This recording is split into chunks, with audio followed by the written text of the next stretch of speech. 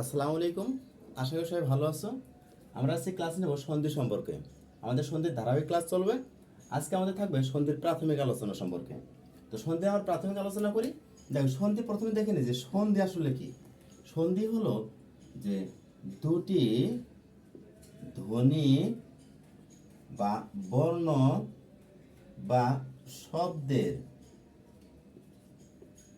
মিলনকে সন্ধি বলে। সন্ধি বলে।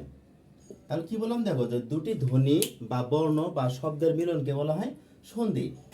এই যে দেখো যে ধ্বনি যে আছে, ধ্বনি দাও, ধ্বনির মিলনকে বলা হয় কি সন্ধি। এই জন্যই মূলত আর বলতে পারি যে ধ্বনির আলোচ্য বিষয় বা ধ্বনি কোথায় আলোচনা করা হয়, আমাদের ব্যাকরণ আলোচ্য বিষয় হলো চারটি: ধ্বনি তত্ত্ব, শব্দ তত্ত্ব, বাক্য তত্ত্ব আর অর্থ তত্ত্ব। এই যে ধ্বনি তত্ত্বে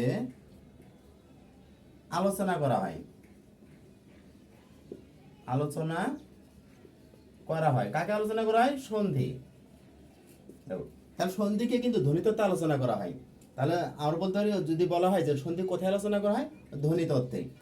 এরপর সন্ধিকে যদি আমরা ভাঙি, কি পাওয়া যায়? দেখো, সন্ধি ভাঙলে পাওয়া যাবে সম যোগ ধি যোগ ই। তাহলে সন্ধিকে ভাঙলে পাচ্ছি আমরা সম যোগ ধি যোগ ই, সন্ধি। এখন এই সন্ধি সম্পর্কে প্রথম কিন্তু ধারণা দেন বা আলোচনা করেন হলো ব্যাকরণবিদ পাণিনি। ব্যাকরণবিদ পাণিনি প্রথম সন্ধি সম্পর্কে আলোচনা করেন।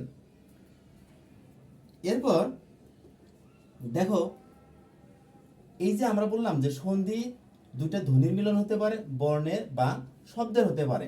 তাহলে যদি আমরা বলি, দেখো যে বিদ্যা যোগ আলয়, বিদ্যালয়। আর বললাম যে শব্দের মিলন হতে পারে। শব্দ মানে যা কয়েকটি বর্ণ মিলে যখন অর্থ প্রকাশ করবে তখন আমরা বলি শব্দ। এই যে দেখো, এখানে বিদ্যা, এখানে কিন্তু বিদ্যা একটা কি শব্দ, কারণ বিদ্যা একটা কি অর্থ আছে। বিদ্যা হলো জ্ঞান। আমরা জ্ঞানটা অর্জন করব একটা স্থানে বা জায়গায়। এই আলয় মানে কি স্থান বা জায়গা। তাহলে যে স্থানে আমরা বিদ্যা অর্জন করি, যে জায়গায় আমরা কি করি, বিদ্যা অর্জন করি, ওটাকে বলা হয় কি বিদ্যালয়। তাহলে এখানে দুইটা শব্দেরও মিলন হতে পারে। এছাড়া দেখো, আমরা জানি কয়েক ধরনের পদ আছে, যেমন বিশেষ্য, বিশেষণ, সর্বনাম, অব্যয়, ক্রিয়া। এই যে অব্যয় পদের কখনো কিন্তু অব্যয় পদের সন্ধি হয় না।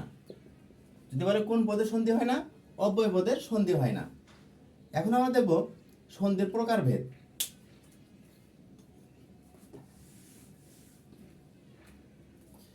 দেখো, সন্ধিকে আমরা প্রথমত অবস্থায় দুই ভাগে ভাগ করব। এক, খাঁটি বাংলা সন্ধি, আর দুই হলো তৎসম বা সংস্কৃত সন্ধি।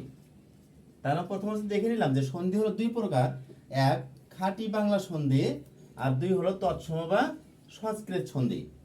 একটা জিনিস খেয়াল করবা যে তৎসম সন্ধি হলো বর্ণের মিলন, অর্থাৎ তৎসম সন্ধির ক্ষেত্রে বর্ণের মিলন হয়। এখন দেখি যে খাঁটি বাংলা সন্ধি আবার কয় প্রকার হয়। খাঁটি বাংলা সন্ধি হয় দুই প্রকার: এক, স্বরসন্ধি, দুই, ব্যঞ্জন সন্ধি। এরপর তৎসম সন্ধি আবার তিন প্রকার হয়: স্বরসন্ধি, দুই, ব্যঞ্জন সন্ধি, চার হলো বিসর্গ সন্ধি। দেখো, তার মধ্যে দেখলাম যে সন্ধি হলো প্রধান অবস্থায় দুই প্রকার: খাঁটি বাংলা সন্ধি আর তৎসম বা সংস্কৃত সন্ধি। খাঁটি বাংলা সন্ধি দুই প্রকার: স্বর সন্ধি, ব্যঞ্জন সন্ধি।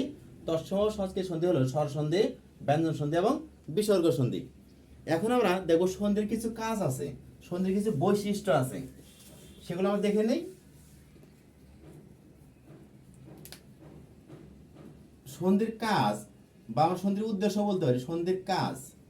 সন্ধি কি কি কাজ করে দেখো, সন্ধি ধ্বনির কি মিলন ঘটায়, শব্দের মিলন ঘটায়। এরপর আমরা বলতে পারি বাক্য বাক্য বা শব্দকে কি করে সংক্ষেপ করে, সংক্ষেপ করে, সংক্ষেপ করে। এরপর আমরা বলতে পারি দেখো, সন্ধি কিন্তু উচ্চারণে কিন্তু সহজ করে, উচ্চারণে